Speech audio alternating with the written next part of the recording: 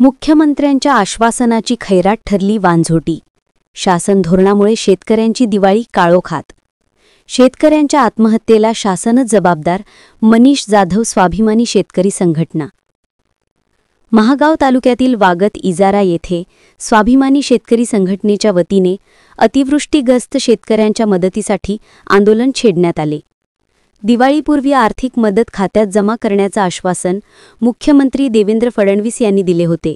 मात्र दिवाळी उलटून गेली तरी शेतकऱ्यांच्या खात्यावर मदत जमा झाली नाही। त्यामुळे शेतकरी आर्थिक विवंचनेत सापडले असून हताशपणे त्यांनी काळी दिवाळी साजरी केली। अतिवृष्टीमुळे यवतमाळ जिल्ह्यात हाहाकार माजला आहे। सुमारे 4 लाख हेक्टर क्षेत्रातील शेती, पिके आणि पशुधनाचे मोठे नुकसान झाले आहे। शासनाने जरी मदत पॅकेज जाहीर केले असले तरी ते प्रत्यक्ष शेतकऱ्यांच्या हाती पोहोचले नाही। त्यामुळे शासनाच्या खोट्या आश्वासनांविरोधात शेतकऱ्यांमध्ये तीव्र संताप उसळला आहे। शेतकरी नेते मनीष जाधव यांनी यावेळी सांगितले की राज्य शासनाचे चुकीचे व असंवेदनशील धोरणच शेतकऱ्यांच्या आत्महत्येला कारणीभूत आहे। या आंदोलनात शेतकऱ्यांनी काळे पट्टे बांधून काळे झेंडे दाखवत शासनाचा निषेध नोंदविला। या आंदोलनाचे नेतृत्व शेतकरी नेते मनीष जाधव यांनी केले। यावेळी रमेश जाधव, अशोक पवार, अशोक जाधव, मनोहर चव्हाण, संजय जाधव, हीरा पवार, सुनील राठोड, रवी राठोड, मदन राठोड, तुकाराम राठोड यांच्यासह गावातील सर्व शेतकरी मोठ्या संख्येने उपस्थित होते। शेतकऱ्यांचा कर्ज माफ, अतिवृष्टीची मदत चांगली, शेतकरी संघटनेचा, शेतकरी एकजुटीचा। आज महागाव तालुक्यातील वागद इजारा येथे आम्ही शासन धोरणाचा निषेध करण्यासाठी काळी दिवाळी साजरी करून राज्य शासनाचा आम्ही इथे धिक्कार निषेध करून काळी दिवाळी साजरी करतोय।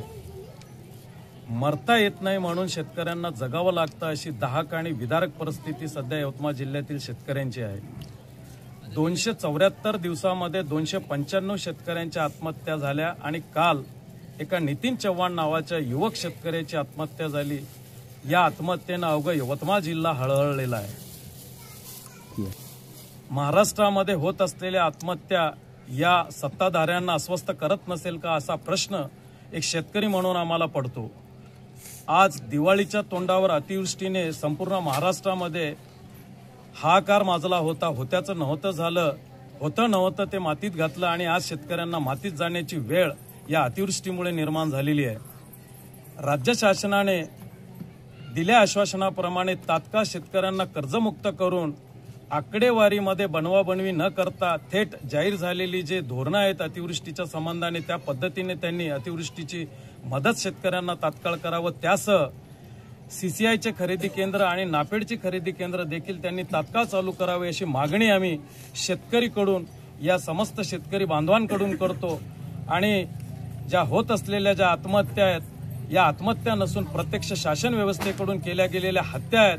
याच्यासाठी या राज्य शासनावर 302चा गुन्हा का दाखल करण्यात येऊ नये अशी मागणी देखील मी या निमित्ताने राज्य शासनाकडे करतो।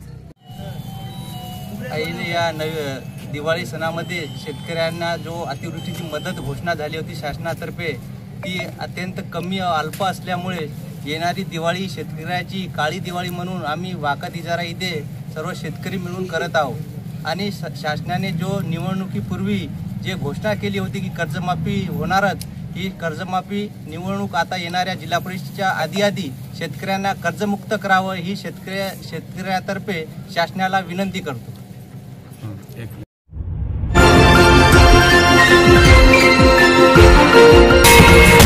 विदर्भ न्यूज मराठी, सकारात्मकतेचा शिलेदार।